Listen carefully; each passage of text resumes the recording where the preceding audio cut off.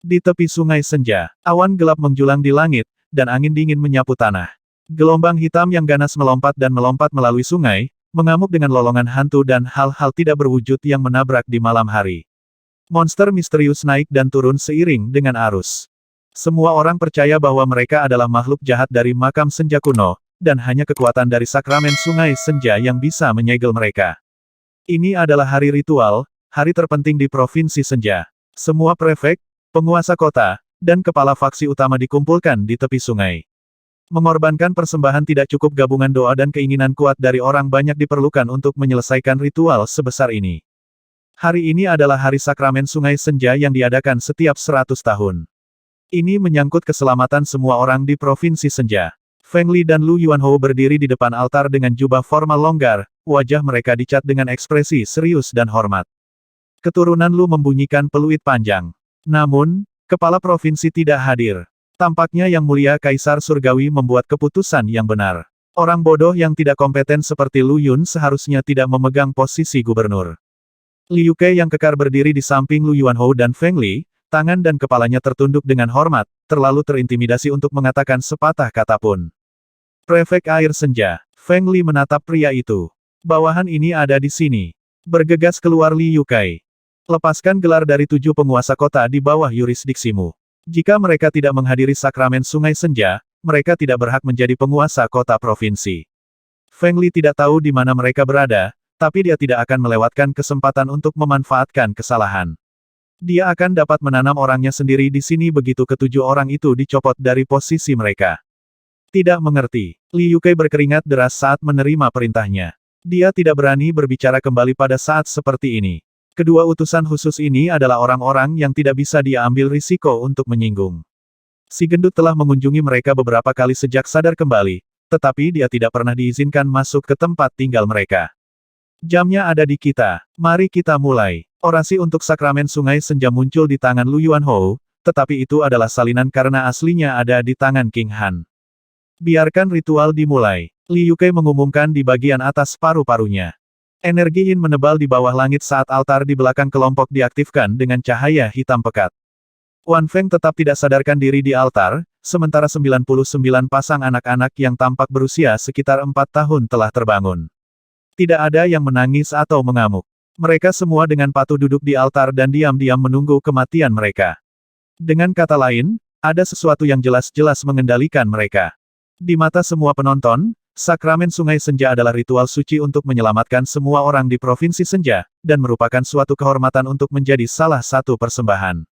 Jika anak-anak menangis atau resah, itu akan menutupi ritual suci itu. Lu Yuanhou naik ke udara saat dia melantunkan orasi yang memutar-mutar lidah. Setelah disuarakan, kata-kata itu diberi kehidupan mereka sendiri. Mereka menyatu ke dalam altar dan menimbulkan api beriak dari struktur. Sayang sekali bahwa Lu Yun tidak terlihat, dia menyeringai. Jika dia melihat saya mengorbankan pelayan kesayangannya, kultivasinya akan menyimpang dari kemarahan belaka. Jika bukan karena ketidaksetujuan paman kelima, aku akan menyerahkan Lu Yun ke altar dan mengorbankannya juga. Penolakan itu membuatnya marah karena frustrasi. Sebelum Lu Yuanhou pergi ke provinsi, dia menerima perintah untuk melakukan semua yang dia bisa untuk mengendalikan Lu Yun. Jika itu gagal, dia harus membunuh gubernur muda itu, hanya menyisakan tubuh utuh. Namun, dalam upaya keduanya melawan Lu Yun, orang-orang aneh tua di klanlah yang menghentikannya. Dia menderita kekalahan 2 kali di tangan Lu Yun. Pertama kali, dia mengalami penghinaan yang hina dengan pemukulan yang menyeluruh. Kedua kalinya, dia takut bahkan tidak menunjukkan wajahnya. Insiden itu membakar lubang api kebencian di perutnya yang tidak bisa dia lepaskan. Setidaknya mengorbankan pelayan kecil kesayangan Lu Yun akan membawa rasa kepuasan di hatinya. Sungai senja gelisah seperti air mendidih. Api yang beriak di altar menyelimuti Wan Feng dan 99 anak, perlahan-lahan membakar mereka. Mesin terbang hitam berkedip-kedip dalam nyala api, menyerap nyawa mereka dan memindahkannya ke struktur di bawah mereka. Saat Lu Yuanhou membacakan orasinya, banyak tokoh yang tak terhitung jumlahnya di provinsi itu berlutut di tanah dan sujud menyembah di depan altar. Kekuatan yang sangat besar menciptakan pusaran yang membentang 5 km ke segala arah. Ini dia, Feng Li dan Lu Yuanhou menjadi bersemangat. Pasokan kekuatan yang luar biasa naik dari altar dan memasuki tubuh mereka. Ini adalah hadiah, umpan balik dari sakramen sungai senja. Jadi inilah yang dibawa oleh ritual itu kepada para penyembahnya. Setelah saya menyerap kekuatan ini, saya akan dapat naik ke alam roh halus, memurnikan roh saya dengan api batin. Lu Yuanhou sangat gembira. Mempertimbangkan kecepatan kultivasinya, butuh 3 tahun lagi untuk memperbaiki semangatnya. Namun, kekuatan yang diberikan ritual itu padanya, akan mendorongnya ke alam berikutnya tanpa efek samping. Faktanya, kultivasinya akan lebih stabil daripada jika dia membuat terobosan sendiri. Saya harus menjadi tuan rumah semua sakramen Sungai Senja yang akan datang juga. Lu Yuanhou dan Feng Li saling bertukar pandang. Terburu-buru membuat mereka ketagihan kejadian berikutnya tidak akan dibiarkan lepas dari genggaman mereka. Bergegas. Gelombang tinggi naik dari sungai yang mengaduk-aduk liar dan mengakui pintu masuk sosok anggun. Kekuatan yang telah membungkus Feng Li dan Lu Yuanhou seperti selimut yang nyaman mundur seperti air pasang, dan nyala api di altar perlahan padam. Sakramen Sungai Senja telah dihentikan dengan paksa. Monster apa yang berani mengganggu ritual itu? Tuntut Lu Yuanhou, menghentikan orasinya dengan ekspresi gelap. Ritual yang saya turunkan untuk melindungi Provinsi Senja menggunakan tanaman dan guk-guk dari jerami sebagai persembahan. Mengapa kamu mengorbankan nyawa hari ini? Sebuah teguran terdengar dari sungai ketika seorang wanita muda dengan rambut biru, mata biru, dan mengenakan gaun sutra biru bangkit dari air. Dia berdiri tanpa alas kaki di atas air, kehadirannya hanya menenangkan sungai deras di sekitarnya. Dia dengan dingin mengamati kerumunan di tepi sungai. Kamu adalah Dewa Sungai Senja. Liu Kai menjerit, menatap gadis itu dengan ketakutan dan ketidakpercayaan. Seperti inilah rupa Dewa Sungai ketika dia pertama kali bermanifestasi 1000 tahun yang lalu. Apa yang dilakukan Dewa Sungai mati di sini? Omong kosong. Geram Lu Yuanhou yang marah. Dewa Sungai sudah mati. Ini adalah roh jahat yang lahir dari sungai. Teman-teman, tangkap penyihir itu. Dalam sepersekian detik itu, dia sudah begitu dekat untuk naik ke alam roh yang halus. Sekarang setelah kekuatannya menghilang tanpa jejak, terobosan itu menyelinap melalui jari-jarinya dan menjadi tujuan yang jauh sekali lagi. Apa pentingnya sakramen Sungai Senja, atau kehidupan di provinsi baginya? Yang dia inginkan hanyalah manfaat kultivasi yang akan diberikan ritual itu padanya. Betul sekali. Pengkhianatan tingkat tinggi untuk mengganggu ritual. Ambil penyihir itu. Feng Li akhirnya pulih dari keterkejutannya.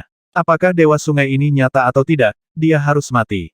Dunia abadi tidak membutuhkan dewa yang hidup lagi, apalagi dewa yang disembah orang. Tidak ada yang mengharapkan Dewa Sungai Senja untuk memanifestasikan dan secara paksa mengganggu sakramen Sungai Senja. Demikian juga, tidak ada yang meragukan identitas asli gadis itu. Siapa lagi selain Dewa Sungai Senja yang bisa mengganggu ritual dan menenangkan sungai yang gila itu? Semua pembudidaya senja membungkuk, bersujud dan memujanya. Pasokan rasa terima kasih yang tak ada habisnya mengalir ke tubuh Xuanxi, sentimen saleh yang mendorong sisa-sisa kekuatannya kembali ke tingkat keabadian Empyrean dan seterusnya. Tidak ada yang lebih berterima kasih padanya daripada penduduk senja. Dialah yang telah menekan makam senja kuno dan mengakhiri malapetaka kejahatan. Dialah yang menyegel makam itu dengan nyawanya sendiri. Selama 1000 tahun terakhir, frekuensi kerusuhan roh dan hantu telah jauh lebih rendah. Oleh karena itu, tidak mengherankan bahwa para pembudidaya akan menawarkan Dewa Sungai rasa terima kasih dan kepercayaan mereka yang paling kuat segera setelah dia muncul. Kamu orang menyebalkan dan idiot. Dewa Sungai sudah mati. Ini adalah monster air yang lahir dari sungai. Mulut Lu Yuanhou berbusa untuk melihat Dewa Sungai tumbuh semakin kuat dari pemujaan para kultivator. Siapapun yang merebut kesempatannya adalah musuh terburuknya. Bunuh dia. Dia meraung lagi, tetapi tidak ada yang berani melakukan apapun. Yang abadi dari klan Feng dan Lu tidak terkecuali. Pengaruh aneh telah muncul dari para pembudidaya senja dan membentuk atmosfer yang berat, menyatu dengan abadi seperti gunung raksasa. Itu tidak mengakibatkan kerusakan fisik, tapi bisa menghancurkan semangat mereka. Kesatuan kehendak tak terkalahkan. Xuanxi telah melindungi provinsi selama 1000 tahun. Tempatnya di hati penduduk setempat bahkan lebih besar daripada Kaisar Celestial Nefertiti. Kehadirannya hanya memerintahkan dan menyatukan kehendak semua makhluk hidup di Provinsi Senja, sebagai imbalannya menciptakan kekuatan yang menjaga Dewa Sungai. Dia telah mati selama 1 milenium, tetapi itu bukan waktu yang lama bagi para pembudidaya. Beberapa dari mereka yang telah melewati kerusuhan besar awal dari makam Senja masih hidup. Mereka mewariskan perbuatan Dewa Sungai kepada orang-orang di sekitar mereka, memuji dia karena kebaikannya. Kisah-kisah tentang tindakannya dengan demikian telah menyebar dari generasi ke generasi. Lebih penting lagi, Dia adalah dewa yang mereka korbankan di sakramen Sungai Senja setiap abad. Orang-orang dari Provinsi Senja tidak pernah melupakannya. Bagaimana ini bisa? Bagaimana? Feng Li dan Lu Yuanhou benar-benar kehilangan ketenangan mereka. Apakah kalian semua ingin memberontak dengan menyembah monster air? Bentak Feng Li. Pemberontak. Suara mengejek yang dingin melayang dari sungai saat seorang pria muda berbaju hitam muncul dari belakang Xuanxi. King Han, kenapa kamu dengan penyihir itu? Ekspresi Feng Li dan Lu Yuanhou jatuh. Tidak seperti Feng Li, King Han adalah utusan sejati Kaisar Surgawi. Semua yang dia lakukan mewakili Yang Mulia. Penyihir. King Han mencibir. Apakah kamu menyebut Dewa Sungai, orang yang menggunakan tubuhnya sendiri sebagai segel dan melindungi provinsi selama 1000 tahun, seorang penyihir? Skema apa yang kalian berdua masak? Omong kosong. Pikiran Feng Li telah menyusun ulang dirinya sendiri sekarang. Dia mungkin dikenal sebagai pengejar rock di ibu kota Nefrite, tapi dia lebih licik daripada Lu Yuanhou. Dewa Sungai mati setelah menyegel makam kuno 1000 tahun yang lalu, kecamnya. Dia tidak mungkin hidup kembali setelah sekian lama. Xuanxi diam-diam mengamati kerumunan di tepi sungai dengan mata jernih. Para penghuni senja tidak melupakannya bahkan setelah 1 milenium. Mereka menghadiri ritual untuknya, daripada memperlakukannya sebagai misi ala kadarnya. Itu benar-benar menggerakkannya. Jika Dewa Sungai sudah mati, mengapa aku ada di sini? King Han mendengus. Dewa Sungai menyegel pintu masuk ke makam kuno dengan tubuhnya sendiri, tetapi tidak ada yang menyaksikan kematiannya, bukan? Dia mengacungkan token yang diberikan kepadanya oleh Kaisar Celestial dan menggelegar dengan sungguh-sungguh, terima dekrit kekaisaranmu, Xuanxi. Xuanxi membungkuk dengan anggun. Atas nama Yang Mulia Kaisar Surgawi, aku mengangkatmu sebagai Dewa Sungai Senja. Engkau harus menjaga sungai dan melindungi semua kehidupan di Provinsi Senja. Apa katamu? Semua orang di tepi sungai menahan napas dan menatap tanpa berkedip pada sosok-sosok yang mengambang di atas Sungai Senja. Xuanxi menerima dekrit, jawab Xuanxi pelan. Keributan pecah dari kerumunan. Pengadilan Nefrite telah menginvestasikan Dewa Sungai dengan gelar. Dia pasti yang sebenarnya. Meskipun King Han yang menunjuknya, tanda di tangannya menunjukkan bahwa dia mewakili kehendak Kaisar Celestial. Tidak ada perbedaan antara tindakannya dan Kaisar Surgawi yang mengeluarkan dekrit itu sendiri.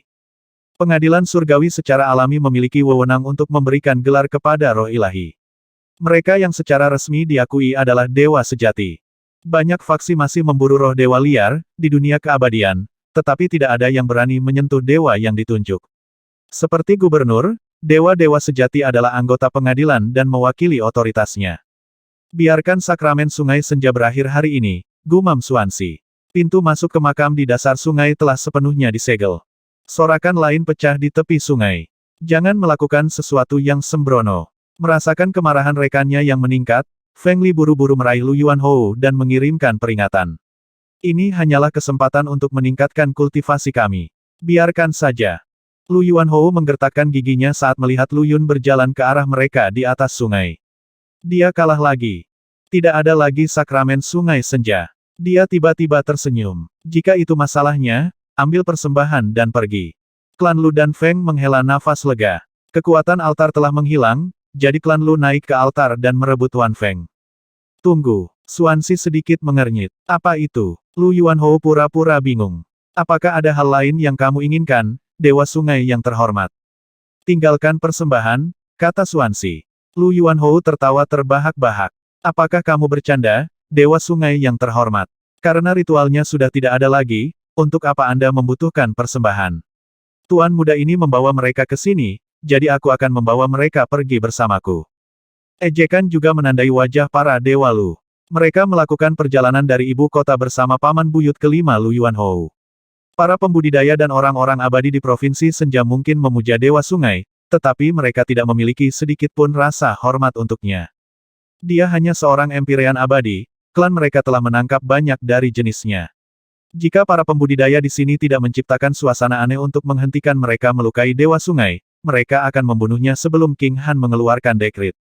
Kita bertemu lagi, Lu Yuanhou. Lu Yun berjalan di atas ombak dan mendarat di tepi sungai. Mo Yi dan Diexi mengikuti di belakangnya. Lu Yuanhou menatap Lu Yun, niat membunuh melintas di matanya. Sesuatu yang Anda butuhkan, Gubernur. Kamu datang untukku berkali-kali. Aku hanya tidak punya waktu untuk berurusan denganmu sebelumnya. Lu Yun mencibir. Sekarang, kamu bisa beristirahat dengan tenang dengan aman.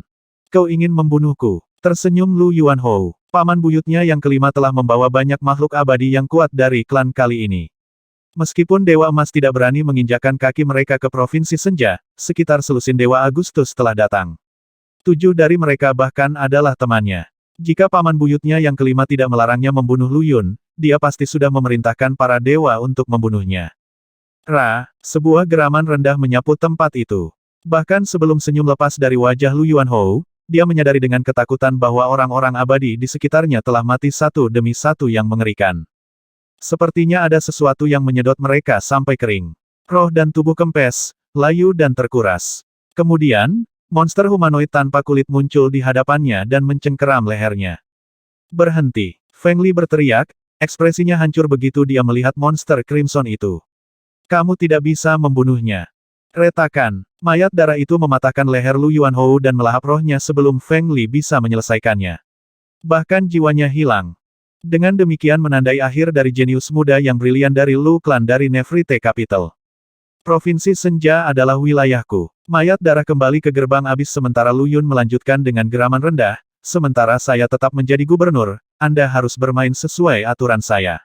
Aku akan membunuh siapapun yang menyentuh orang-orangku, tidak peduli siapa kamu. Li Yukai bergidik. Sepertinya Lu Yun sedang berbicara dengannya. Lu Yun menjadi luar biasa kuat pada saat ini. Rekannya dari klan Lu telah berusaha membunuhnya berkali-kali, akhirnya mengambil Wan Feng dan melemparkannya ke altar sebagai persembahan pada akhirnya. Setiap kali, tanggapan Lu Yun diredam karena kewaspadaan klan Lu.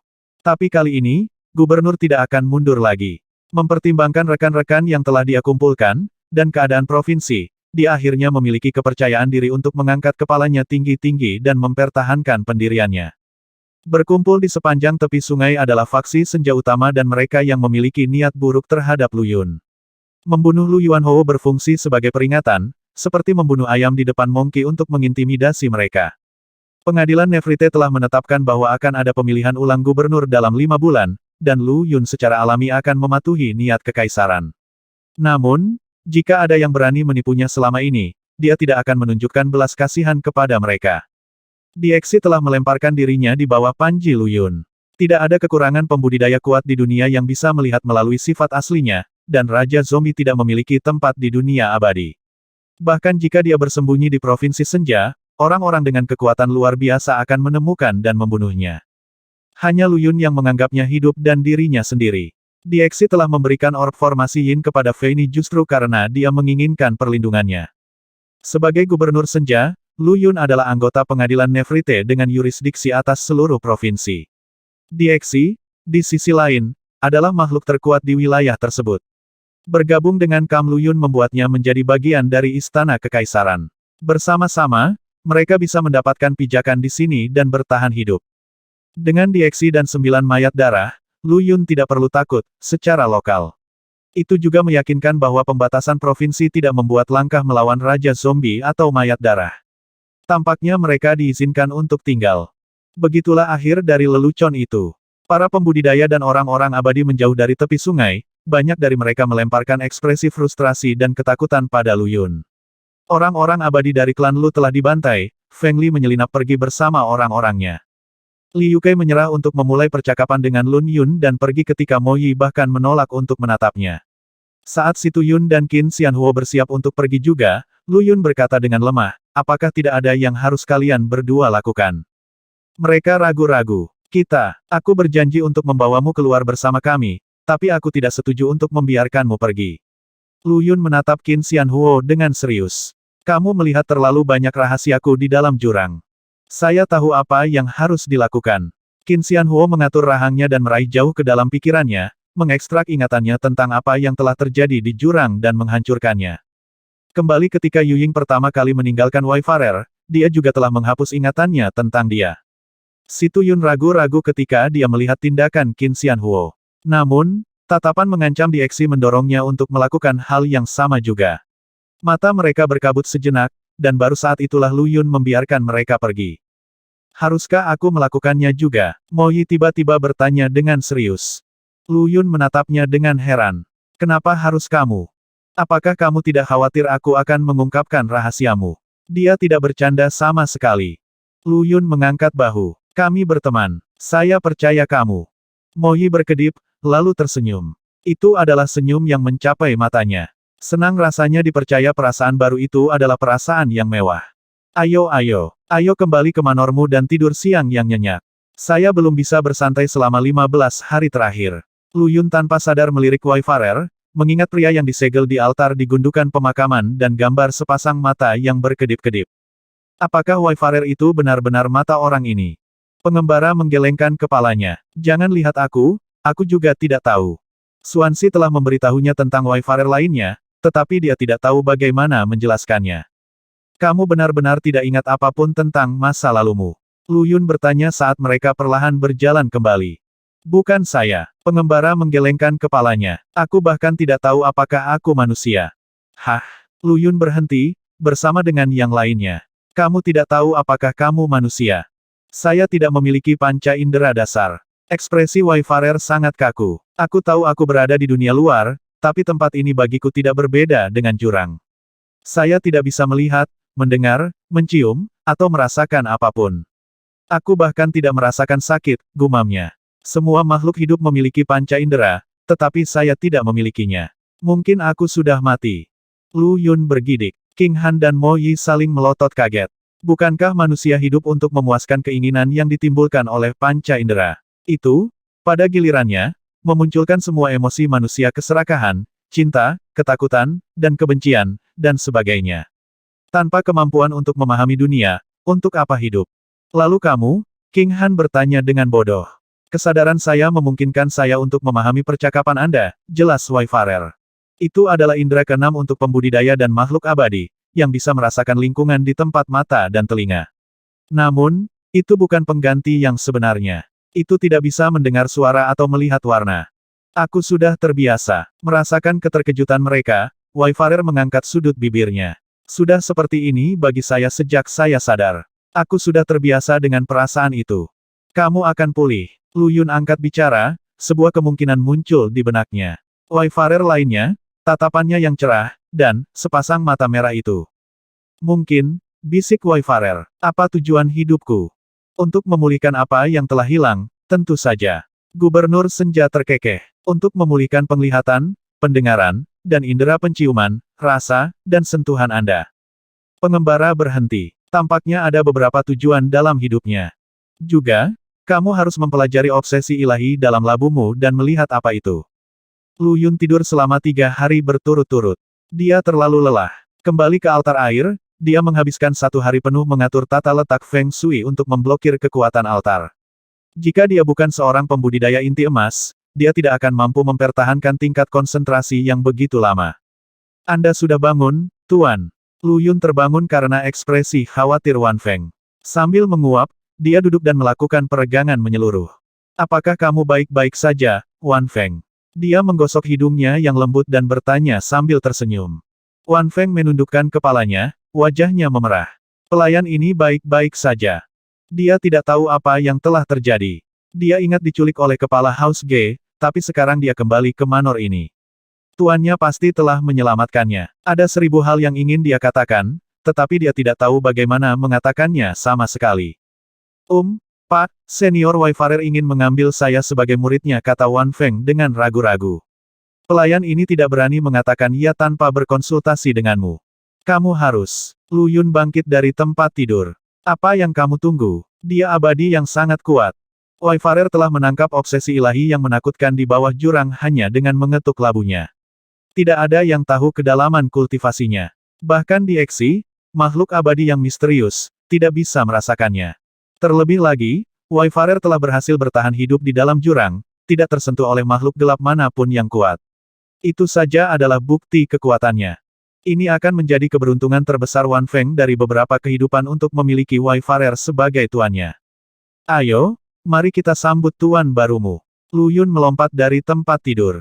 Wayfarer tidak akan tinggal di Provinsi Senja, tentu saja.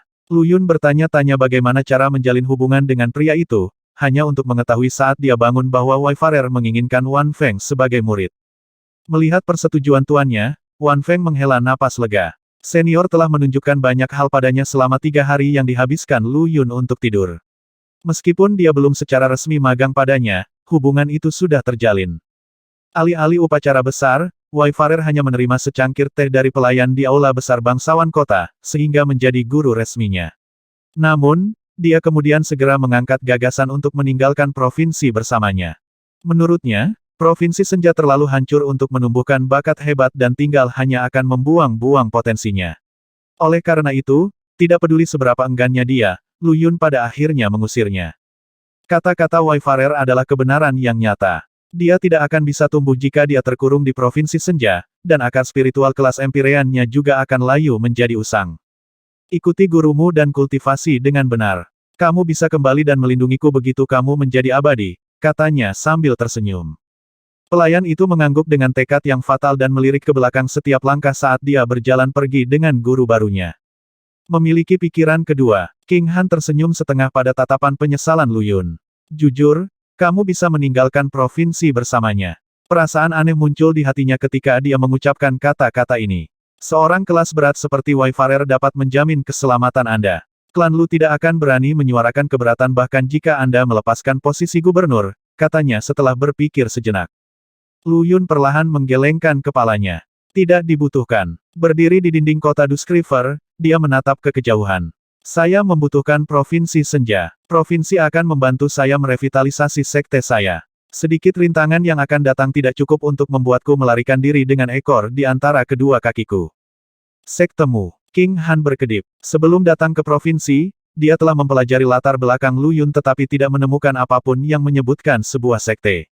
Benar, sekte saya. Lu Yun mengangguk. Saat ini aku satu-satunya yang tersisa. Itu sebabnya saya membutuhkan fondasi yang kuat untuk membangunnya kembali dari bawah ke atas. Dia ingin garis keturunan penjara makam bersinar dengan segala kemuliaannya di dunia abadi. Kamu mendapat dukunganku. King Han menepuk bahunya sambil tersenyum. Ketika Anda secara resmi mendirikan sekte Anda, ingatlah untuk menyimpan kursi tua pendiri untuk saya. Sepakat. Lu Yun tertawa terbahak-bahak. Itu mengingatkan saya, sesuatu terjadi pada King Han dan dia berubah serius, berhati-hatilah dengan rentang skanda. Rentang skanda, Lu Yun membentak perhatian batin. Li Xing, orang yang ikut denganku, berasal dari sana. Dia ingin membunuhmu untuk membalas roh pohon Willow tua yang mati di Dust City. King Han sangat serius. Skanda Reng adalah rumah bagi warisan kuno dan misteri yang tak terduga. Lebih dari satu pembangkit tenaga listrik yang menggetarkan berasal dari sana.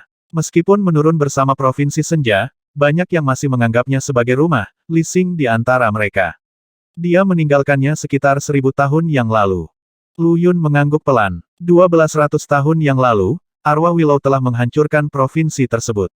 Sebagai gubernur saat itu, Yu Ying telah memburunya secara langsung, mendorong roh tersebut untuk melarikan diri ke pegunungan Skanda untuk berlindung. Aku juga harus pergi. Suasana hati King Han tiba-tiba menurun, kengganannya berdarah. Ya, Lu Yun mengangguk. Dia tahu utusan kekaisaran awalnya dijadwalkan untuk pergi setelah sakramen Sungai Senja. Hanya saja, karena terlalu lelah, Lu Yun tertidur selama 3 hari.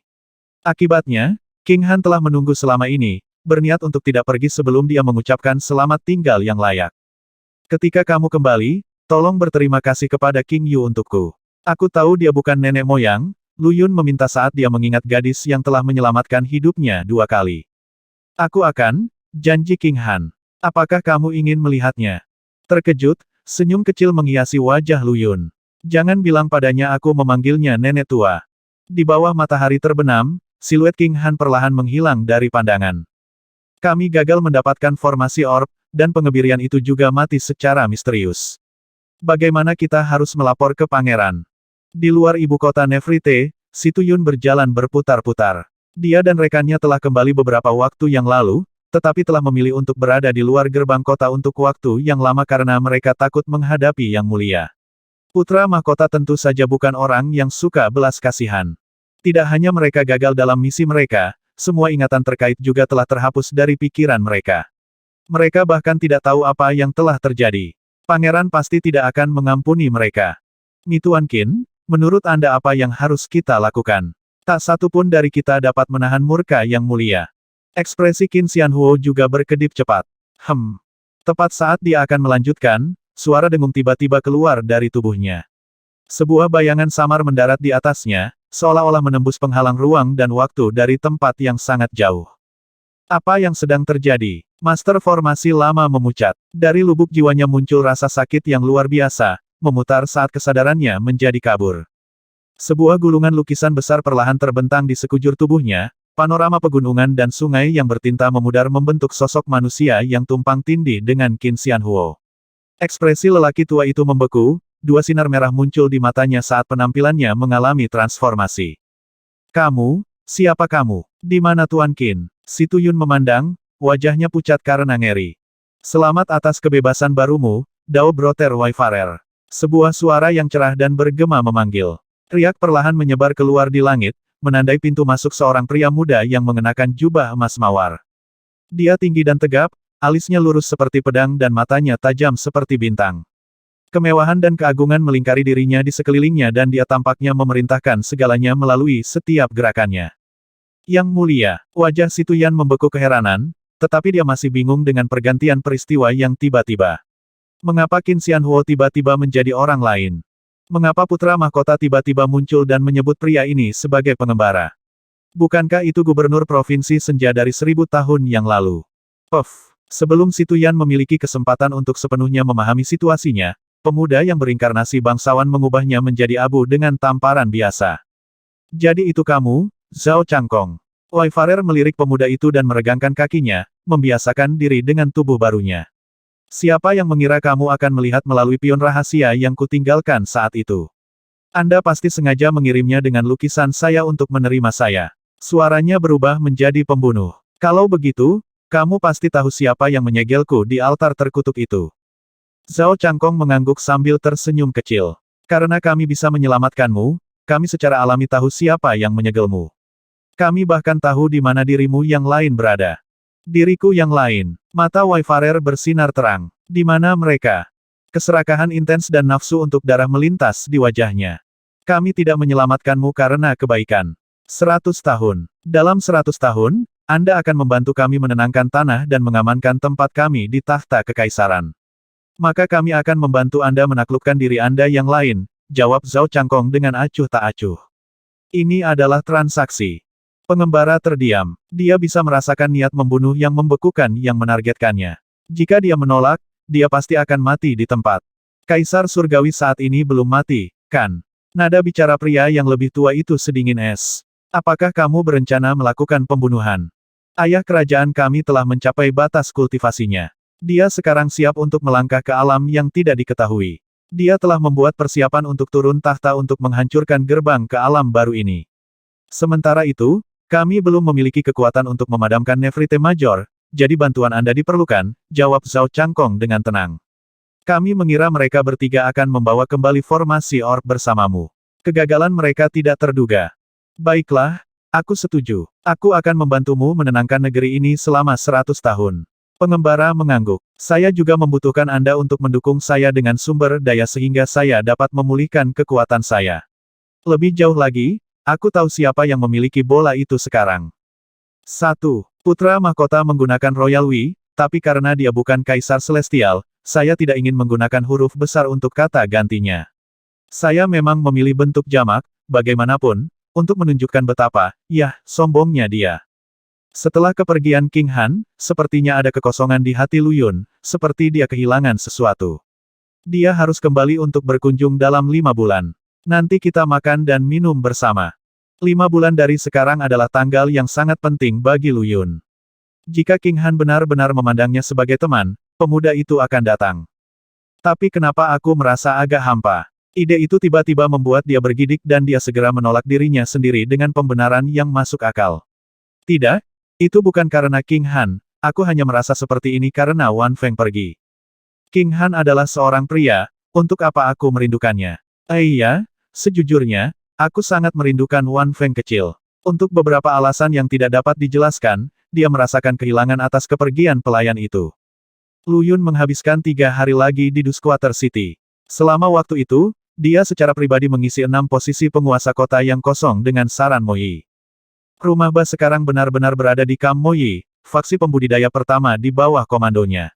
Ba Cuyi yang beruntung juga telah menjadi penguasa kota. Dia telah merebut kembali kekuatan nyata di kota. Faktanya, seluruh prefektur berada di bawah kendalinya. Dia telah tumbuh dari sekadar boneka bagi Li Yukai menjadi orang yang mendikte perintah kepada prefek. Sifatnya yang acuh tak acuh dan acuh tak acuh pada awalnya memungkinkan Li Yukai untuk semakin menggigit semua otoritasnya. Setelah mempelajari pelajarannya sejak saat itu, berkat pengingat Lu Yun, dia menyadari bahwa seseorang perlu menjadi penguasa kota sejati untuk menghabiskan hari-harinya dengan damai. Lu Yun melakukan perjalanan kembali ke kota senja bersama Gelong dan 99 tentara Palankes Senja. Situasi lokal di sana juga telah mengalami perubahan yang luar biasa. Dia telah memadamkan pasukan utama House G di Duskwater City dan melabeli mereka sebagai pengkhianat mayor.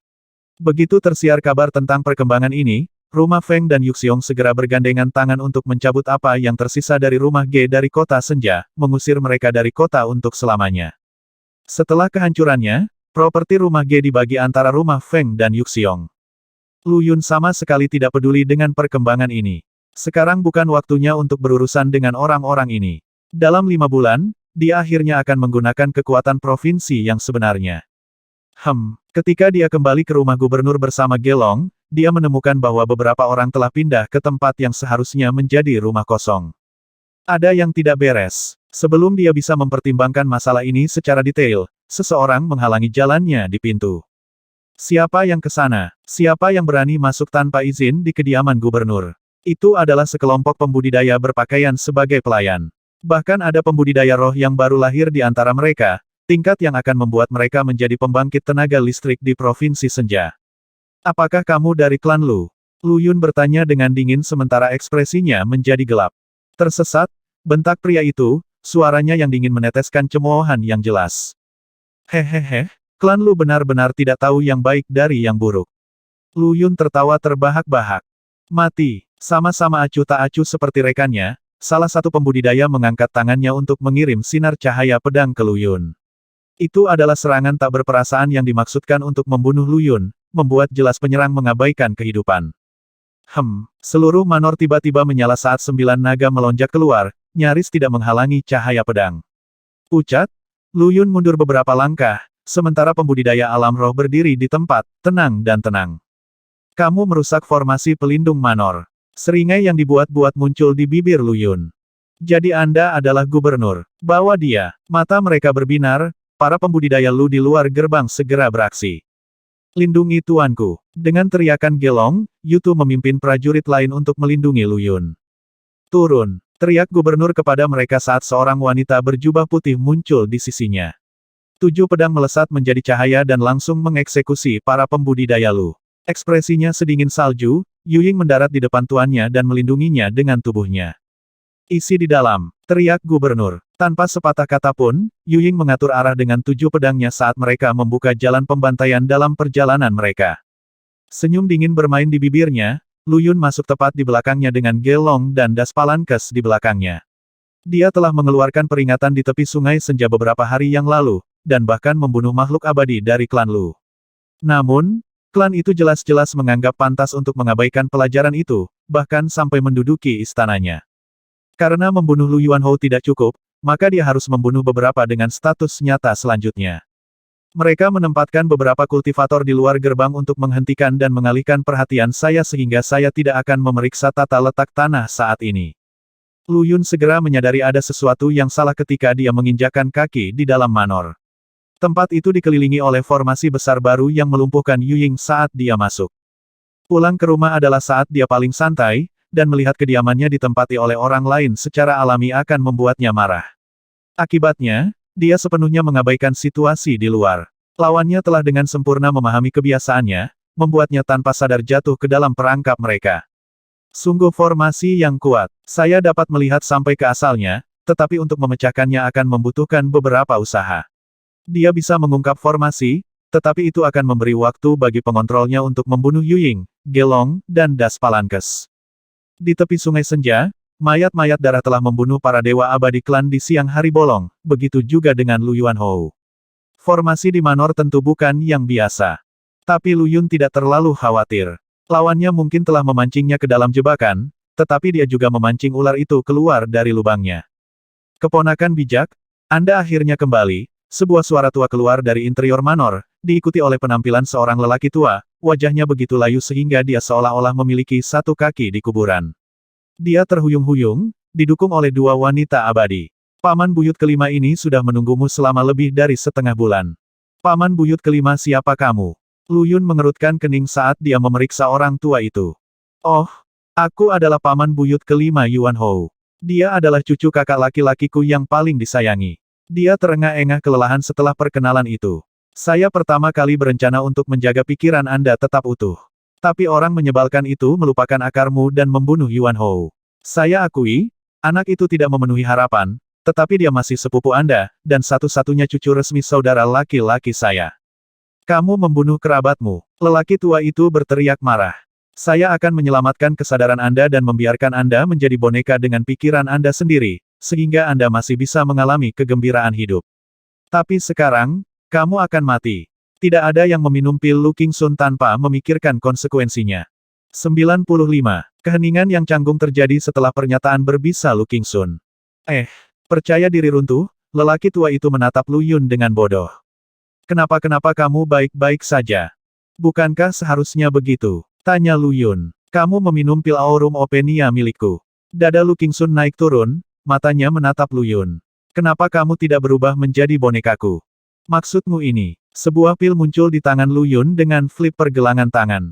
Seni kontrol yang Anda tempelkan pada pil itu sangat jelas sehingga bahkan orang buta pun bisa melihatnya. Dia mengangkat bahu. Aku tidak bodoh. Mengapa saya mengambilnya? Yu Ying mengangguk setuju. Dia melihat jebakan itu ketika dia pertama kali melihat pil itu. Sungguh membuang-buang pil antik untuk mengutak-atiknya seperti ini. Anda menyia-nyiakan sumber daya dunia. Mengejek Lu Yun. Bagaimana gumam Lu Qingxun? Jika Anda tidak minum pil, bagaimana Anda mengubah konstitusi dan kultivasi Anda, bahkan mencapai ranah inti emas? Lu Yun mengejek, apakah kamu sudah pikun? Apakah menurutmu klan Lu adalah satu-satunya yang memiliki pil ini?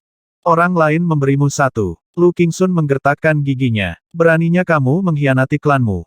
Mengkhianati klanku. Lu Yun sudah cukup. Orang-orang ini telah mencoba untuk mengubahnya menjadi boneka dengan pil dirusak, dan sekarang orang tua ini memiliki keberanian untuk menuduh dia pengkhianatan. Bibirnya menyunggingkan senyum marah. Jika itu yang kamu pikirkan, maka aku harus memenuhi harapanmu. Senior dari klan Lu, apakah Anda ingin melihat bagaimana saya akan mengkhianati klan? Dia menyimpan pil itu dengan memutar pergelangan tangannya, menggantinya dengan segel provinsi senja. Dia menggunakannya untuk memanfaatkan kekuatan langit dan bumi di seluruh provinsi. Saya, Lu Yun, Gubernur Provinsi Senja dengan ini menyatakan bahwa klan Lu dari Nefertiti Major dilarang memasuki provinsi, karena kematian. Suaranya bergemuruh di seluruh kota, mencapai semua sudut dalam sekejap. Kekuatan segel membengkak, semakin menyebarkan kata-katanya ke setiap sudut dan celah provinsi. Seluruh provinsi mendidih sebagai reaksi. Semua pembudidaya Nefertiti Lu dilarang masuk, karena kematian. Klan Lu bukan sebuah rumah, atau sekte, tetapi klan teratas bukanlah karena bencana yang menyebabkan kemunduran mereka, tetapi mereka masih di antara faksi paling kuat di Nefertiti Major. Gubernur Senja telah menjadikan klan itu musuhnya. Gila, benar-benar gila. Bahkan Chen Xiao dan King Buyi tidak akan berani melakukan ini, dan tidak banyak yang tidak akan dilakukan oleh kedua orang menyebalkan itu. Apakah Lu Yun berpikir dia akan selalu mendarat di sisi kanan kematian? Feng Li diam-diam mengatur agennya di suatu tempat di Provinsi Senja, dan rahangnya ternganga kaget saat mendengar perintah Lu Yun. Tidak ada kata-kata untuk menggambarkan gubernur muda itu selain gila. Sementara itu, Li Yukai, yang baru saja bersumpah setia kepada Lu Yun, masuk ke dalam selimutnya dan mengerang, aku tidak ada hubungannya dengan orang gila itu. Tidak, aku bukan bawahannya. Aku bukan laki-lakinya. Aku tidak mengenal Lu Yun. Sebaliknya, Mo Ye tersenyum ketika dia mendengar pernyataan Lu Yun. Itu Lu Yun yang aku kenal. Cek-cek. Itu pukulan yang tepat dan tepat untuk ego klan Lu. Tamparan wajah publik dari klan puncak. Meskipun kematian Lu Yuanhou dan keabadian klan yang agung memalukan bagi klan, mereka adalah pertengkaran kecil bagi banyak orang. Kaum muda sering bertengkar dan berkelahi, dan hasilnya tidak terlalu penting. Namun, Lu Yun sekarang telah melarang klan masuk dalam kapasitasnya sebagai gubernur senja. Itu tidak berbeda dengan menamparkan wajah klan dengan seluruh dunia sebagai saksi, atau kencing di tempat paling suci klan. Klan tidak akan pernah pulih dari penghinaan ini, bahkan jika mereka membunuh Lu Yun dan mencabik-cabiknya. Wajah dan martabat adalah yang paling dihargai oleh klan teratas. Kamu Lu Qingxun sangat marah sehingga suaranya terdengar terdistorsi. Dia nyaris tidak terlihat hidup saat dadanya naik turun dengan keras dan wajahnya memucat. Bunuh dia! Bunuh dia! Dia menjerit. Bunuh bocah ini! Aktifkan formasi. Orang-orang abadi Lu sangat ingin melakukan sesuatu. Dengan raungan, mereka mengaktifkan formasi besar yang mengelilingi kediaman gubernur. Gelombang kekuatan yang luar biasa berkumpul dari segala arah dan menciptakan pusaran raksasa. Segera setelah itu, kekuatan emas, kayu, air, api, dan bumi melonjak dan berbenturan satu sama lain, menciptakan sambaran petir hitam yang digariskan oleh kekuatan penghancur. Penghancuran 5 elemen. Ini adalah formasi besar yang memanfaatkan hubungan yang berlawanan dari 5 elemen untuk menciptakan kekuatan penghancur yang mengerikan yang akan membuat makhluk abadi yang misterius menjadi abu. Di dalam formasi, rasa putus asa melanda Yuying, Gelong, dan prajurit Das Palankes. Itu adalah ketakutan akan kehancuran yang dimiliki semua makhluk hidup secara bawaan. Mati mati mati. Lu Qingxun terengah-engah. Bahkan matanya pucat Lu Yun hampir membuatnya menendang ember karena marah. Dan jika aku tidak, Lu Yun dengan mudah menghindari sambaran petir hitam. Dia berdiri di titik buta formasi. Tidak peduli seberapa merajalela kekuatan penghancur mengamuk, itu tidak akan menyakitinya. Bunuh dia! Lu Qingxun berteriak lagi, matanya yang pucat hampir memuntahkan api yang sebenarnya. Bersenandung. Cahaya hitam terpancar dari formasi besar saat 5 elemen beredar lagi. Titik buta bergeser, dan kekuatan penghancur menyelimuti Lu Yun. Bam! Sebuah bola besar bercahaya muncul dari Lu Yun, menyebarkan kekuatan penghancur dengan ruang hampa besar yang tiba-tiba muncul di tengah formasi. Yuying dan yang lainnya akhirnya beristirahat dari perjuangan mereka. Beberapa formasi lain turun untuk melindungi mereka saat sosok anggun berbaju hitam melonjak ke langit. Muncul dari gerbang abis dengan orb formasi, Fei Ni langsung menghancurkan penghancuran 5 elemen dengan cahaya harta karun itu. Itulah yang membuat harta karun itu kuat tidak hanya bisa membentuk formasi, tetapi juga mengungkapnya. Retak-retak-retak. Disformasi yang terkubur di bawah manor retak, dan formasi yang kuat retak seperti kulit telur. Beraninya kau merusak formasiku, penyihir. Mendorong dua makhluk abadi yang mendukungnya, Lu Qingxun melompat ke udara dan menyerang Fei Ni dengan telapak tangannya. Sebagai puncak Agustus abadi, wanita itu hanyalah serangga belaka yang bisa dia pukul sampai mati dengan tamparan biasa. Fei Ni mendengus dan membalas dengan cara yang sama. Bam! Gelombang kejut besar terbentuk saat dua bayangan tangan besar bentrok. Denyut energi abadi yang mengerikan menyapu manor dan menghancurkan segalanya. Puff! Kepala tersentak, Lu Qingxun memuntahkan seteguk darah. Tulangnya mengerang di bawah tekanan dan dia jatuh ke tanah. Klan tua, orang-orang abadi Lu berjuang keluar dari istana yang hancur, panik ketika mereka melihat orang tua mereka pingsan.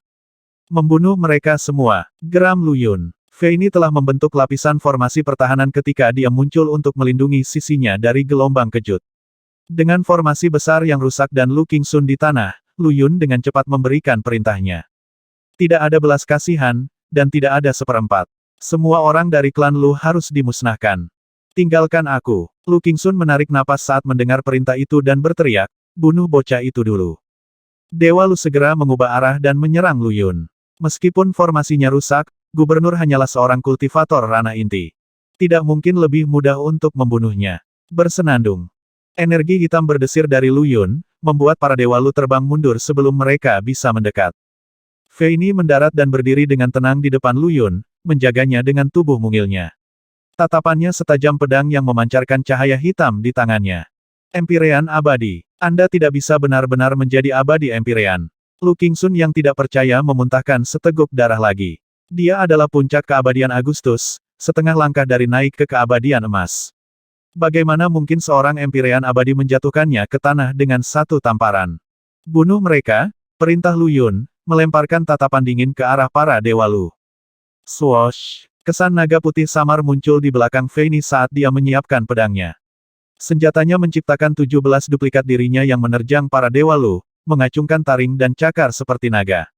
19 naga pedang cerulean. Lu Qingxun menatap kosong pada 17 naga energi pedang. Ini adalah teknik pedang yang hilang selama ribuan tahun.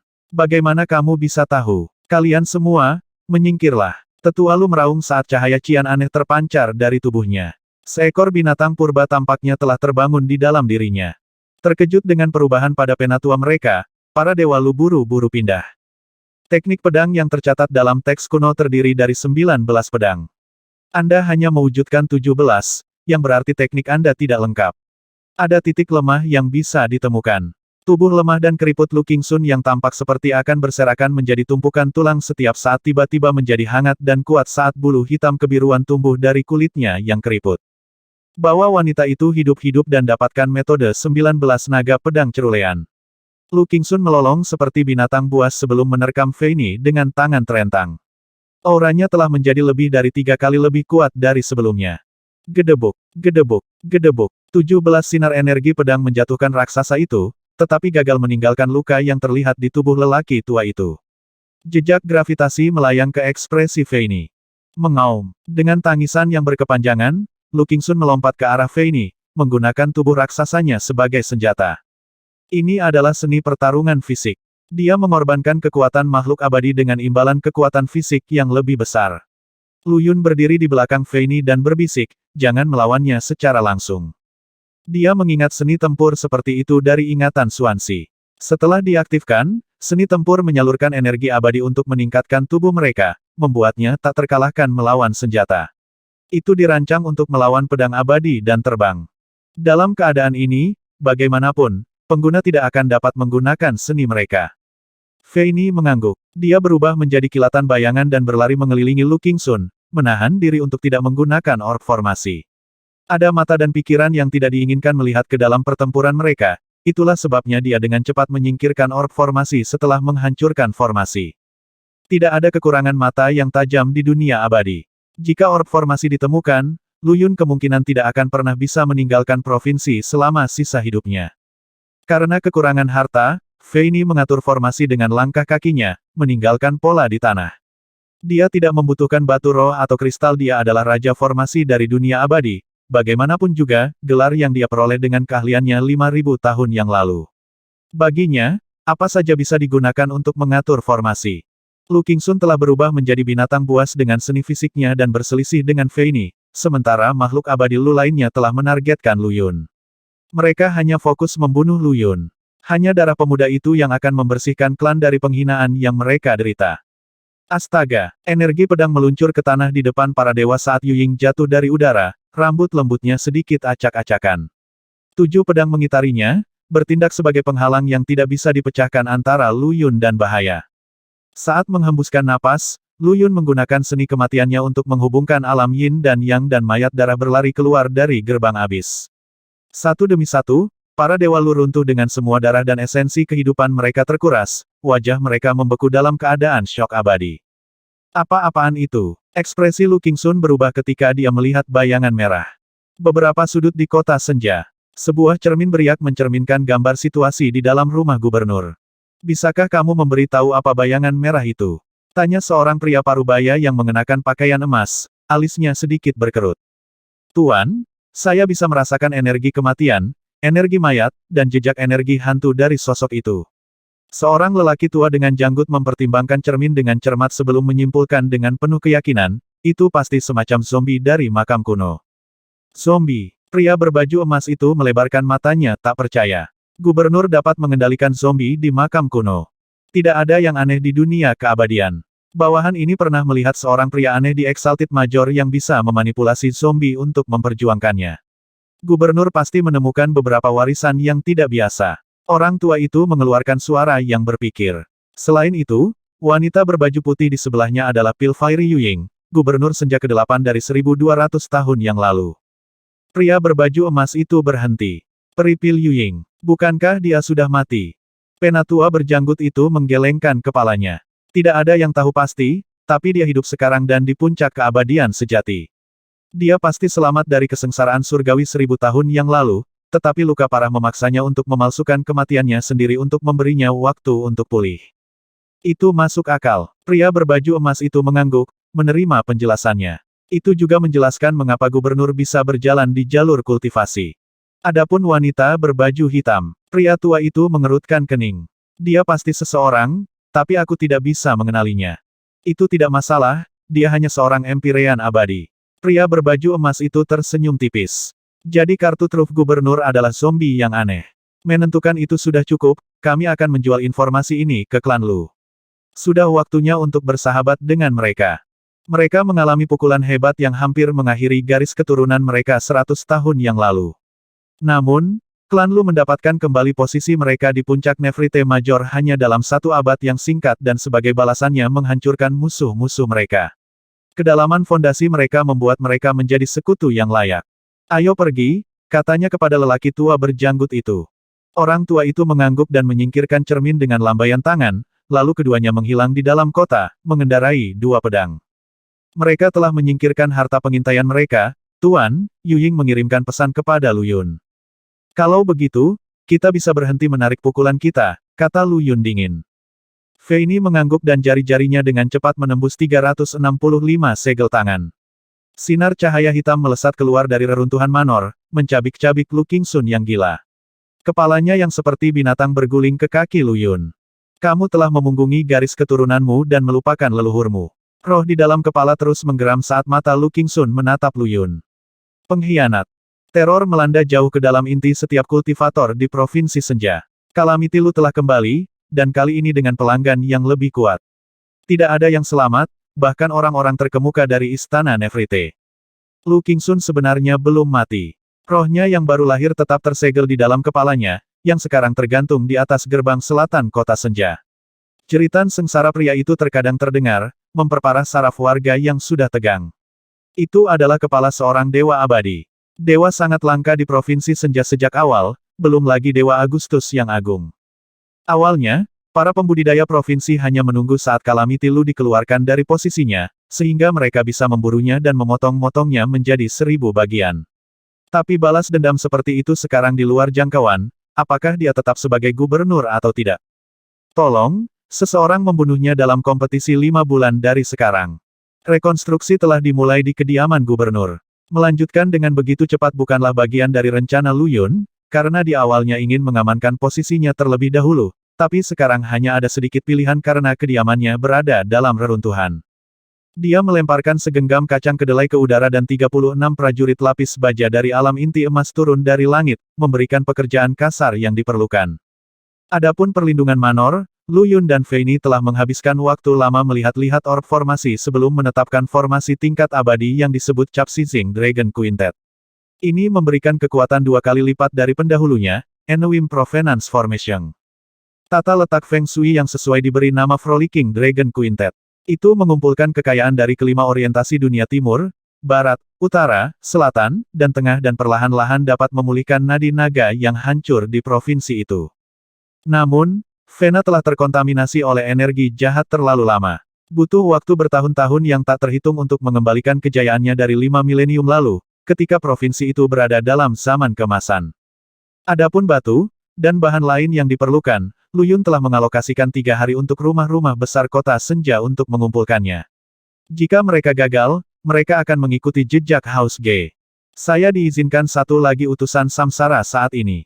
Haruskah aku merekrut putri ini? Di dalam gerbang abis, Lu Yun memeriksa peti luar perunggu sambil mempertimbangkan pilihannya. Dari 3 utusannya saat ini, Yuying adalah peripil, Fei Ni adalah raja formasi, dan Xuanxi adalah bakat luar biasa dalam menciptakan jimat yang kuat. Dia awalnya berencana untuk menjadikan utusan berikutnya sebagai pengrajin ahli. Peralatan, pil, formasi, dan jimat adalah 4 jalur tambahan terkuat dalam kultivasi. Jalur ini merupakan tambahan untuk berjalan Dao abadi. Di antara mereka, peralatan menempati peringkat pertama. Harta karun yang kuat seperti perangkat abadi dan pedang terbang semuanya memiliki arti penting bagi para pembudidaya dan makhluk abadi. Lebih penting lagi, jika dia memiliki seorang pengrajin ahli, dia akan mendapatkan pengetahuan mereka dan dapat memecahkan teka-teki bagaimana cara memperbaiki luopan perampok makam yang berharga kompas Feng Shui. Dia bahkan mungkin bisa membuat barang itu secara langsung. Kompas bisa menemukan harta karun, menilai Feng Shui, menentukan urat naga, mengungkap kelemahan tata letak, dan menguraikan formasi. Namun, sang putri naga bukanlah seorang pengrajin dan hampir tidak tahu apa-apa tentang jalan bantu ini. Mata spektral Lu Yun tidak bisa melihat melalui peti mati lain di dalam peti mati luar, dia juga tidak bisa melihat keadaan putri naga. Namun, Xuanxi pernah menjadi pelayan dekatnya. Melalui ingatannya, dia tahu sang putri juga abadi yang kuat. Persaingan semakin dekat. Yuying, Fei Ni, dan Xuanxi bukanlah spesialis pertempuran. 19 naga pedang cerulean Fei Ni mungkin terlihat kuat, tapi dia hanya bisa memanggil 17 pedang. Itu masih sangat tidak lengkap. Dia mengencangkan bibirnya. Bodoh amat, ayo bangkrut. Apa masalahnya? Saya akan memiliki slot utusan lain ketika saya mencapai ranah inti kehidupan. Dalam ingatan Xuanxi, sang putri yang disebut Aoxue tidak hanya menguasai seni bela diri rasnya, tetapi juga menguasai ajaran berbagai sekolah dan menciptakan gaya bela dirinya sendiri. Tidak ada seorang pun di tingkat kultivasinya yang cocok dengannya dalam jarak dekat, suatu sifat yang sangat didambakan Lu Yun. Banyak faksi pasti akan menentangnya selama kompetisi. Satu-satunya cara untuk mengamankan posisinya adalah dengan mengalahkan lawan-lawannya dengan kekuatan luar biasa. Dia sekarang tahu siapa yang mengatur peti luar perunggu pejalan yang jahat. Tapi Wayfarer itu saat ini disegel di Water Altar, jadi Lu Yun membuka peti mati tanpa rasa takut atau ragu. Gemuruh. Tutupnya meluncur terbuka dengan lembut dengan suara membosankan, melepaskan cahaya merah kuat yang melesat lurus ke cakrawala dan mewarnai dunia yang gelap menjadi merah cerah. Yu Ying, Fei Ni, Zhao Dianliang, Yue Shen, dan yang lainnya menatap lekat-lekat peti mati yang menakutkan itu, sosok mereka bergetar hebat. Ada perasaan dingin pada darah itu membebani hati dan pikiran mereka seperti gunung yang menjulang tinggi. Terjepit di bawah peti mati luar, penguasa kota Skyriver menjerit saat tubuhnya meleleh menjadi genangan darah, menyegel kematiannya. Lu Yun memucat, jatuh ke belakang dan menatap dengan tidak percaya ke bagian dalam peti mati saat peti mati berwarna merah darah perlahan melayang dari dalam. Peti mati Netherwood. Dia berteriak. Sama seperti peti mati luar perunggu, perampok makam membenci peti mati Netherwood. Mereka lebih suka menghadapi salah satu mumi 1000 tahun itu daripada berurusan dengan salah satu peti mati ini.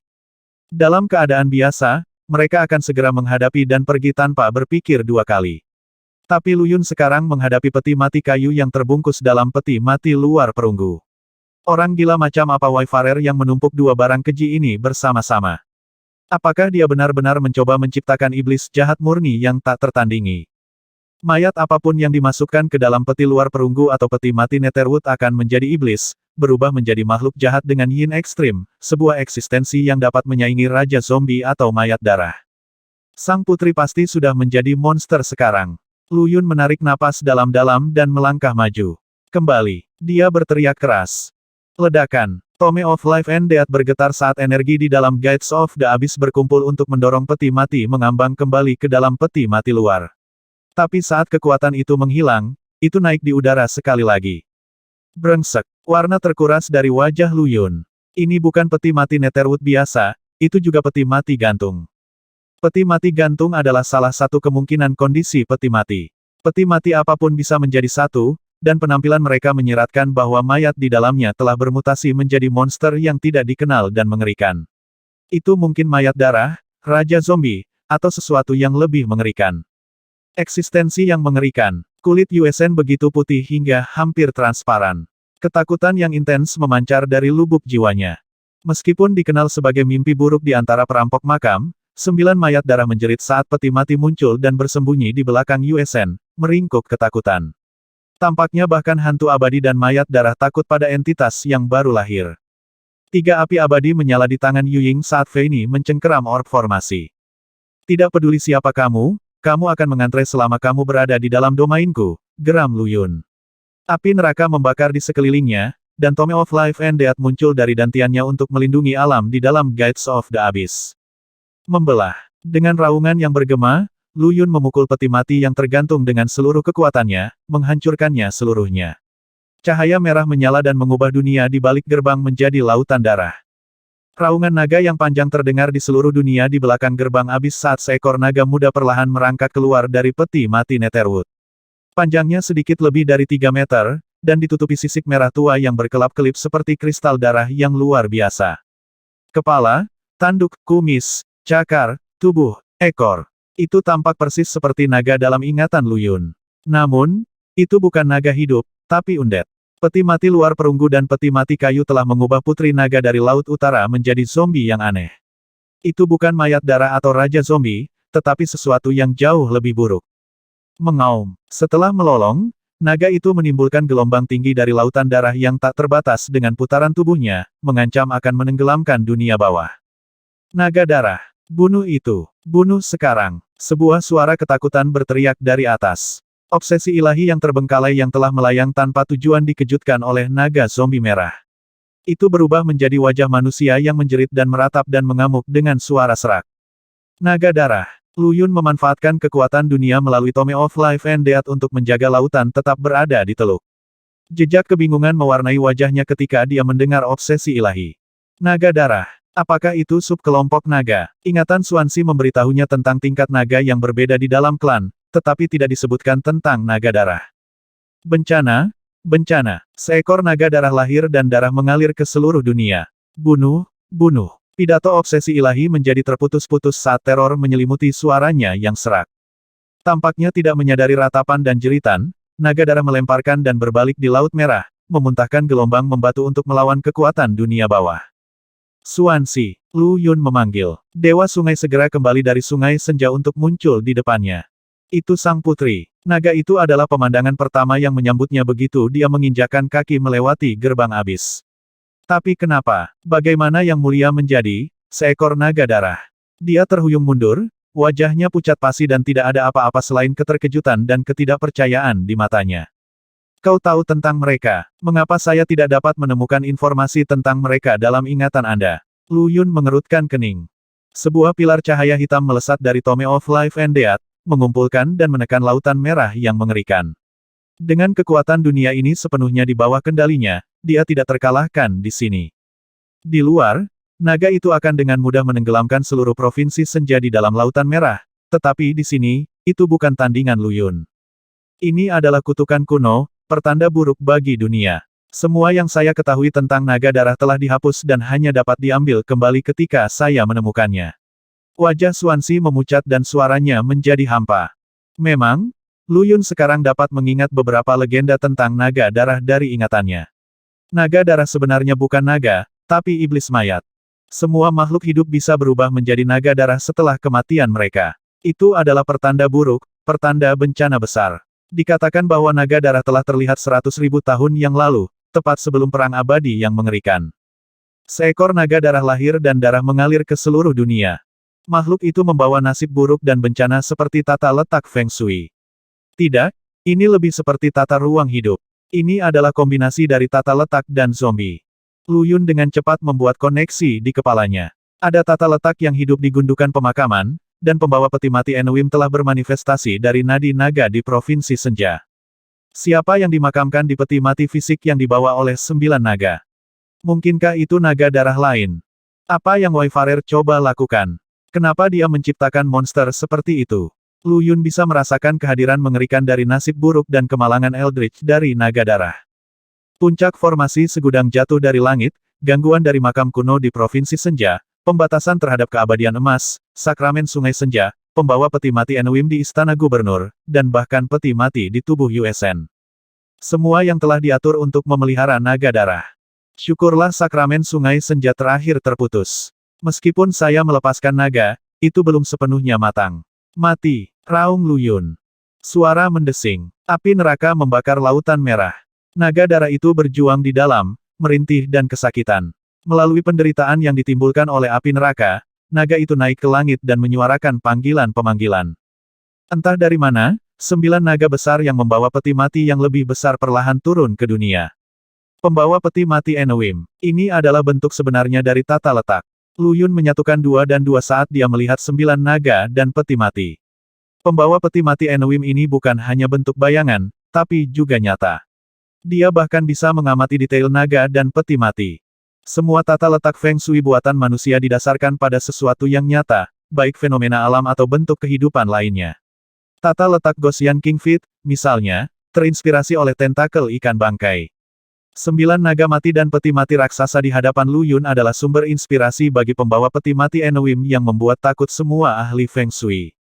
Itu, 9 Raja Naga. Xuanxi berseru kaget. Bahkan penguasa naga tertinggi jatuh dalam bencana 100.000 tahun yang lalu. 9 Raja Naga adalah yang kedua setelah Kaisar Naga sendiri, dan menyaingi Kaisar Surgawi dari jurusan dalam status dan otoritas, tetapi jauh lebih kuat dari mereka. Mereka sudah lama mencapai ketinggian yang bahkan tidak bisa dipahami oleh makhluk abadi saat ini. Di mata ras naga dan pembudidaya roh air yang melayani mereka, kaisar mereka dan 9 tuannya pasti selamat dari perang besar, meskipun bencana itu bahkan merenggut nyawa kaisar surgawi. Tapi disinilah mereka, tubuh 9 Raja Naga. Tapi siapa yang ada di peti mati itu? Jika 9 penguasa naga tertinggi menjadi pembawa peti matinya, gumam Xuanzi. Apakah itu Kaisar Naga? Tidak, bahkan dia tidak akan cukup penting untuk pengaturan ini. Tubuh 9 Raja Naga. Mata Lu Yun berbinar. Bagus. Tinggal dan minum teh sejak kamu datang. Dia mengulurkan tangannya ke suara retakan besar. Api neraka berkobar sementara sambaran petir hitam menari-nari dengan hingar-bingar dan gemuruh guntur menggelegar. Seluruh dunia bawah menjadi hidup di bawah komando Lu Yun. Lautan darah dipadatkan menjadi bola tanah, di atasnya terbentang naga merah. Memukul. Apinya membakar dunia. Kobaran api hitam meluncur ke arah pembawa peti mati Enuim di udara. Neraka, suara yang dalam dan serak tiba-tiba keluar dari dalam peti mati raksasa. Memukul. Api besar menghantam para pembawa peti mati Enuim, memicu dan melahap 9 Raja Naga yang mati dan peti mati hitam pekat dalam sekejap. Ini tata letak juga. Wajah Lu Yun mendung. Dari apa yang bisa dia katakan, pembawa peti mati Enuim telah lama berubah menjadi tata letak yang bisa mengumpulkan semua hal yin dan kejahatan di bawah langit. Mayat para Raja Naga telah berubah menjadi naga yin yang ekstrim sendiri. Apa yang dikubur di peti mati? Suara itu tadi milik siapa? Pilar api neraka di langit goyah pada saat gangguannya dan lengan kurus raksasa keluar dari peti mati, menangkap naga darah yang disematkan Lu Yun ke tanah. Naga darah itu berteriak sebagai tanggapan dan berjuang untuk melemparkan dirinya ke lengannya, matanya bersinar karena kegembiraan. Mundur. Dengan lambaian tangannya, Lu Yun mengambil Tome of Life and Death. Semburan api neraka lain dari buku itu melesat ke arah lengan kerangka. Meskipun ia memiliki pasokan kekuatan yang tak ada habisnya di dalam Gates of the Abyss, kultivasinya yang kurang membatasi variasi serangannya. Dia menyerang hanya dengan kekuatan menta api, bukannya memanfaatkan banyak kegunaannya. Ini adalah api paling kuat di dunia. Itu bisa membakar apa saja dan segalanya, dan bahkan memperbaiki karma. Namun demikian, pembawa peti mati Enuim yang luar biasa kuat berhasil menahan api. Memukul. Api meledakkan lengan itu dan membuatnya menjadi abu. Namun, api neraka di udara tiba-tiba menyusut dengan sendirinya saat para pembawa peti mati Enuim menghilang tanpa jejak. Tata letak itu tidak masuk melalui gerbang. Lu Yun menatap gelap pada kerangka naga putih seperti batu giok yang tertinggal di tanah. Pembawa peti mati Enuim adalah tata letak, dan begitu juga naga darah. Ada hubungan misterius antara keduanya yang menghubungkan gerbang abis kemanapun pembawa peti mati Enuim berada. Sekarang 9 naga telah mengumpulkan naga darah, kedua ruang itu terpisah lagi. Naga darah itu hilang. Tubuh sang putri naga telah menjadi inangnya, tetapi dia tidak membawa mayat itu saat dia pergi. Oleh karena itu tidak lengkap. Dengan terputusnya sakramen Sungai Senja, naga darah itu belum mencapai kekuatan penuhnya. Jika Lu Yun tidak mengeluarkannya, itu akan tetap terperangkap di peti luar perunggu dan peti mati kayu. Dan sekarang, ia tidak punya pilihan selain meninggalkan tubuhnya dan melarikan diri hanya dengan tata letak yang memunculkan keberadaannya. Mari berharap makhluk itu terlalu waspada terhadap dunia di balik gerbang untuk turun secara langsung, gumam Lu Yun ke arah naga darah dan pembawa peti mati Enuim telah menghilang. Utusan keempat Samsara, cari tempatmu. Dia berbalik dan meneriakkan perintah pada kerangka naga murni di tanah. Tome of Life and Death terpancar dengan cahaya redup. Fuum. Kerangka di tanah terbakar, mengisyaratkan sosok memikat yang berkedip-kedip masuk dan keluar dari keberadaan di dalam api. Bam! Dengan serangan telapak tangannya, Xuanzi menjatuhkan Zhao Dianliang, satu-satunya pria lain di sini. Api menghilang, memperlihatkan seorang gadis yang benar-benar terbuka. Dia sangat tinggi bahkan tanpa alas kaki, dia masih setengah kepala lebih tinggi dari Lu Yun. Tubuhnya indah dibentuk, ramping, tapi melengkung. Bahkan pematung terbaik pun tidak bisa menemukan kekurangan apapun. Dia sempurna apa adanya. Rambutnya yang berwarna merah tua menjuntai ke pinggulnya, menonjolkan kontras yang mencolok dengan kulitnya yang seputih salju. Garis merah tipis menandai ruang di antara alisnya, menambahkan sentuhan menggoda padanya. Melihat wajahnya membuat Lu Yun pusing. Dia hanya bertemu dua orang yang bisa menyaingi kecantikannya Miao dan King Yu yang memproyeksikan pria. Putri naga benar-benar berpengetahuan luas. Yuesen menundukkan kepalanya setelah mengamati payudara gadis itu dengan seksama, merasa tidak cukup jika dibandingkan. Kamu masih muda, kamu masih punya waktu untuk tumbuh. Yu Ying menawarkan jaminan meskipun sedikit cemburu juga. Yuesen cemberut. Aku berumur beberapa ribu tahun. Setelah hening sejenak, Utusan itu mencibir, saya sedang berbicara tentang payudara Anda. Yue Shen ingin menangis. Utusan keempat Samsara Aoksue menyapa tuannya. Putri naga berlutut, rambut merah panjangnya menggenang di tanah. Setelah sebelumnya menjadi naga darah telah meninggalkannya dengan beberapa fitur makhluk itu. Lu Yun menelan ludah, lalu membuang muka dengan susah payah. Pakaian utusannya semuanya telah rusak setelah kematian mereka. Kebangkitan mereka adalah kelahiran kembali yang sebenarnya, mengantarkan mereka ke dunia terbuka seperti bayi. Untungnya, mereka semua adalah wanita yang menakjubkan. Jika saya menjadikan seorang pria sebagai utusan saya di masa depan, saya akan terkena infeksi mata. Dia memutar tubuhnya dengan tidak nyaman pada kemungkinan bahwa dia mungkin melihat seorang pria terbuka-terbuka berlutut di depannya suatu hari nanti. Tenang, katanya dengan lambaian tangannya. Aoksue bangkit, asetnya yang luar biasa sedikit bergoyang. Lu Yun merasa hidungnya mulai terbakar. Yang mulia, Xuanxi melemparkan jubah sifon ke atas Aoksue untuk menutupi sosoknya. Xuanxi. Aoksue memberi Xuanxi senyum yang menakjubkan ketika dia melihat Dewa Sungai. Kamu dan aku adalah utusan tuan kita sekarang. Panggil aku sebagai putri tidak lagi. Saya mengerti. Xuanxi mengangguk. Setelah menjadi utusan Lu Yun, baik putri naga dan bawahan lamanya ditinggalkan di masa lalu. Tidak perlu membawa mereka lagi. Xuanxi terlalu tidak sadar, gerutu Feini. Apakah dia tidak memperhatikan bahwa mata tuan kita terpaku pada Aoksue? Mengapa dia mengenakan pakaian padanya? Putri naga tersipu. Terkejut dengan kesalahannya, Xuanxi mengulurkan tangan dan menarik penutup sifon dari Aoksue. Lu Yun sama sekali tidak tahu apa yang harus dikatakan tentang situasi ini. Istana gubernur dibangun kembali sepenuhnya. Awalnya diliputi energi yin, manor itu sekarang makmur dan hidup setelah rekonstruksinya. Agak mengejutkan adalah penambahan pohon willow besar di halaman utama. Disinilah Lu Yun membunuh willow tua dari pegunungan Skanda. Tubuh roh pohon telah hancur berkeping-keping, tetapi mereka tumbuh kembali. Dia tidak terlalu khawatir, selama itu tidak mengganggu Feng Shui Manor. Ah, tapi saya bisa menggunakan pohon ini untuk membuat ulang tata letak Feng Shui di markas sekte. Lu Yun tiba-tiba teringat kembali sektenya di bumi. Ada tata letak yang tidak diketahui yang berpusat di sekitar pohon willow berusia 1000 tahun. Namun, ketika dia memasuki sekte itu, pohon itu telah mati selama berabad-abad. Bahkan dia tidak tahu kekuatan apa yang dimiliki tata letak. Mari kita coba. Dia memandang pohon itu dengan sangat antusias. 100.